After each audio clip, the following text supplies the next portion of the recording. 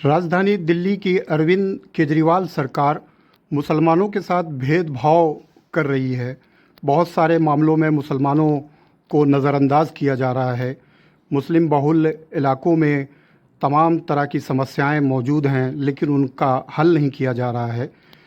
मुसलमानों से जुड़े हुए सरकारी संस्थानों पर भी ध्यान नहीं दिया जा रहा है। यहाँ तक कि दिल्ली वक्फ बोर्ड से जुड़े इमाम और मुअज्जिन को पिछले 18 महीनों से वेतन नहीं दिया गया है।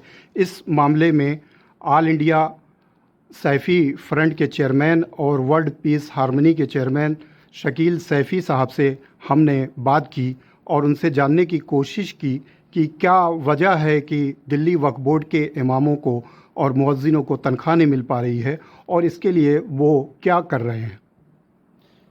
जी, मैं सबसे पहले मांग कर चुका हूँ। अपने दिल्ली के मुख्यमंत्री को मैंने चेतावनी दी थी कि अगर आप 8 दिन के अंदर अंदर हमारे इमामों की और मुअज्जिनों की तनख्वाह नहीं देंगे तो मैं आपके घर का घेराव करूँगा।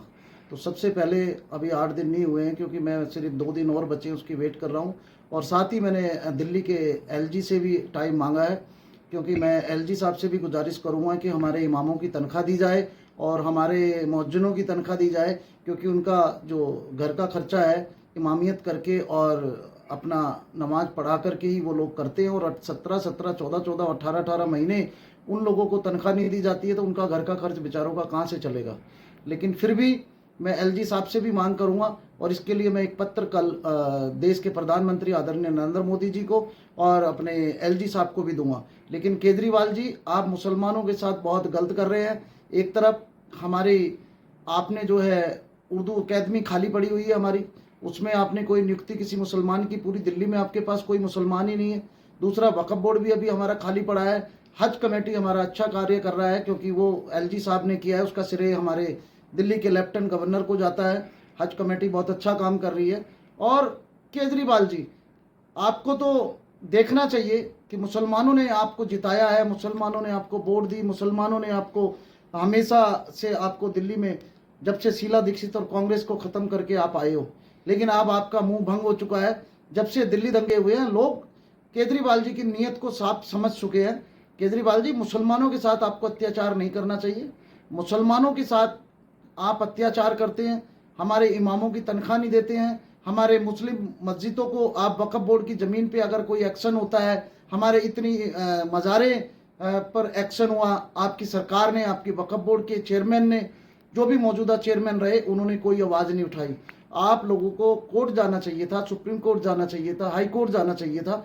आपकी सरकार को हमारे इमामों की तनख्वाह देनी चाहिए थी, हमारी मस्जिदों की रक्षा करनी चाहिए थी। आप मुसलमानों को हितैषी बोलते हैं।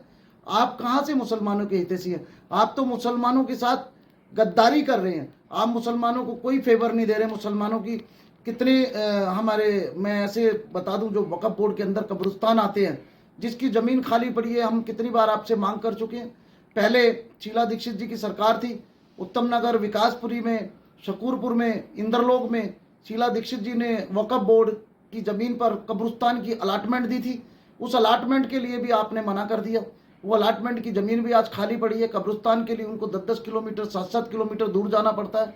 तो आपको शर्म आनी चाहिए कि मुसलमानों का वोट लेने के लिए आपको मुसलमानों से गले लगाते हो, प्यार करते हो, और जब उनकी तनख्वाह की बात आती है, जिन इमामों के पीछे हम नमाज पढ़ते हैं, जो हमारी सर का ताज है, जो मुअज्जिन हमारी मस्जिद के हैं, उनकी तनख्वाह आप नहीं दे रहे हैं। उनका कारोबार कोई नहीं है, वो सिर्फ इमामियत के ज़रिए अपना घर का खर्च चलाते हैं। और मैं ऐसे इमामों को भी कहना चाहूँगा कि अगर इसके लिए मुझे कोई भी जंग लड़नी पड़े, मैं आपके लिए सुप्रीम कोर्ट से लेके, प्रधानमंत्री जी से लेके, लेफ्टिनेंट गवर्नर से लेके, मैं आपकी लड़ाई लड़ूंगा और आपका हक आपको इंशाल्लाह दिलवा के रहूँगा।